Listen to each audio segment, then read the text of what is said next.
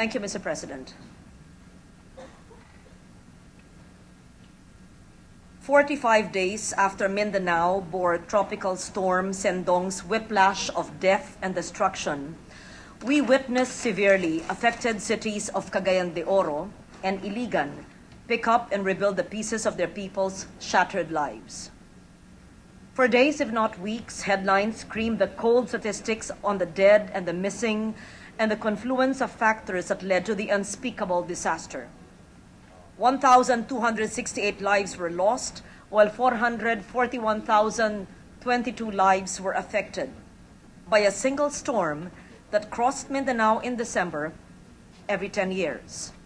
A study from the Manila Observatory confirmed that Tropical Storm Sendong was an extreme weather event, as Cagayan de Oro City had a total of 180 millimeters of rainfall in one day, which is higher than the monthly average of 117 millimeters. Remember Ondoy, Mr. President. Sendong, just like Ondoy in 2009, revealed the exposure and vulnerability of urban populations to extreme weather events.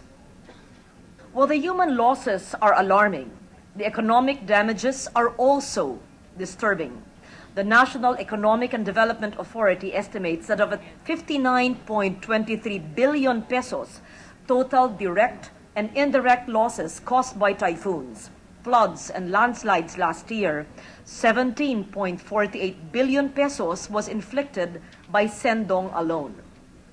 A Japan International Cooperation Agency, JICA, and a Department of Public Works and Highways, DPWH team reported that mass casualty and extensive damage were due to, I quote, extreme flood, absence of flood warning, an occurrence in the midnight, settlements in flood-prone areas, inadequate flood control structures, large quantity of debris and logs, remember, logs, and weakness in disaster preparedness.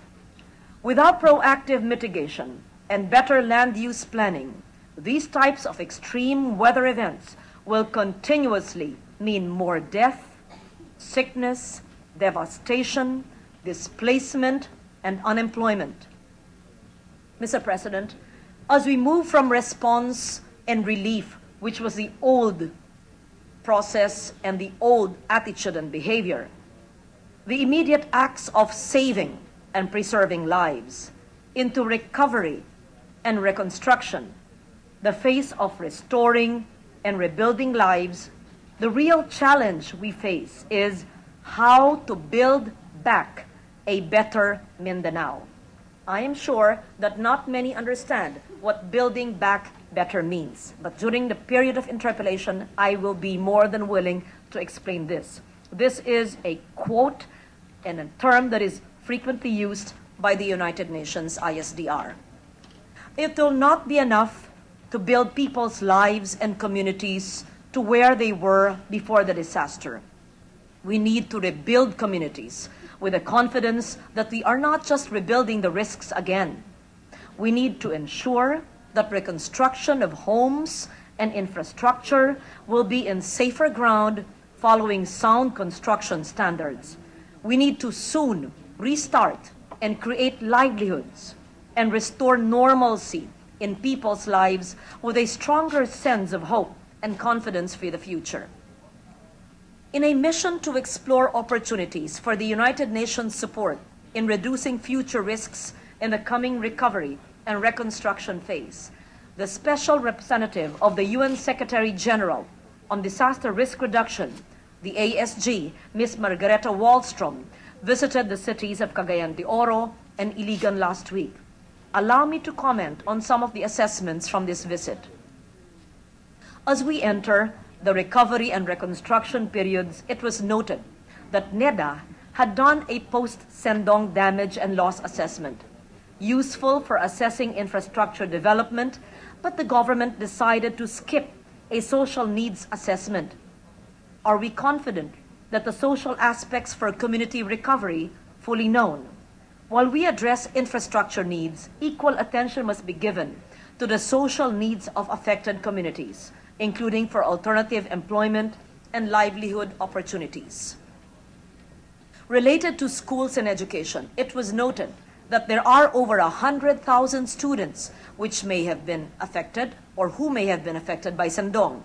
These children are spending too much time waiting rather than learning, not just because some schools were destroyed, but because many schools are and will continue to be used as evacuation centers. The prolonged occupation of schools as evacuation centers prevents the resumption of regular classes and will affect the long-term development of our children. While the Department of Education looks after schools in these difficult periods, it is unsure who looks for alternative evacuation or transition centers to ensure the regular resumption of classes. And their teachers? It was noted that at least 220 are now homeless, more than 2,000 others displaced. Special support will be needed for them as they are not presently able to access the government's rehousing program. Now, in building permanent housing, it was noted that the government and members of the private sector have made strong commitments to give support. However, the challenge noted was finding suitable land and ensuring the stability of the structures to be able to withstand the future impact of natural hazards. It was noted that the government's timetable of rebuilding new houses for affected people in the coming 6 months is commendable, and if successful, will likely be a new record among countries suffering from similar disasters. However, although the recovery is recognized and the urgency is recognized, it will be imperative that new houses are located and constructed safer. Now, on early warning, the recent joint report by JICA and DPWH reported that while severe weather bulletins were issued by Pag-asa, warnings were not enough for people to take action. It is often said that early warning systems are only effective as the last mile of the system, the translation of the warning information into suitable action by communities to evacuate and to take shelter. And let me just mention at this juncture, Mr. President, this was also the problem in southern Leyte in St. Bernard. Adequate warnings were given, but did it reach the barangay? No, it did not. We must ensure that there is a balance between information provision, dissemination, and understanding of the communities, coupled with preparedness and accountability. Our early warning systems must facilitate early, quick, decisive action. And that was the reason why during the DRR Oversight Committee hearing, there was a confusion of who actually is supposed to give the early warning, who is supposed to disseminate, and who is supposed to make that decisive action. I therefore urge both our committees, the CC Committee and the DRR Committees, Oversight Committees, to make sure that these agencies who were here today, and that happened months before, last year, that they have already come up with a timeline and an actual plan on how, during times of natural hazards and disasters, we are able to make sure that these early warning systems are accessed and implemented into early action. Let me go back. It was also noted that there is an urgent need to empower local institutions that will lead the way in building back a better Mindanao. This will include the building of the capacity of the local disaster risk reduction and management councils. Remember, Mr. President, this is nothing new. This is part and parcel of the NDREAMC law, which should be implemented by now. Not just in preparedness, but also in disaster mitigation activities. I take note again that sometimes our leaders of our country in the executive always talk about response, reconstruction, rehabilitation, even the media, and they confusingly use response and reconstruction. While it is true that we must respond, we will have to respond less if we mitigate the effects of disasters and if we are prepared and engaged in DRR. Let me go back. Local government units or LGUs must also be assisted to utilize existing local financing for reducing and managing disaster risks and to access additional financing, including from the National Disaster Risk Reduction and Management Fund. Further, it was noted that to ensure that the Climate Change Act and the NDREAMC law are fully understood and implemented in the local level, An important first step is the development of risk-sensitive and participatory comprehensive land use plans, or CLUPs.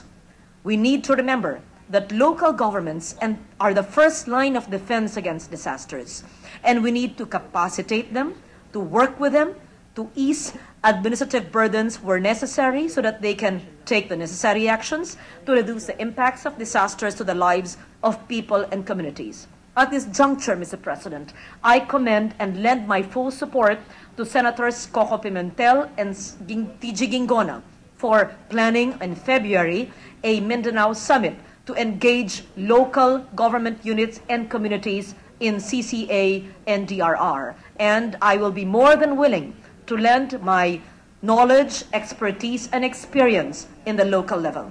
Finally, it was noted that there is an urgent need for cooperative efforts in watershed or river-based planning and actions. I recently filed, Mr. President, Senate Bill 3105, or the proposed Philippine River Basin System Administration Act, which recommends a framework to establish a comprehensive river administration system for flood control, water use, and environmental conservation.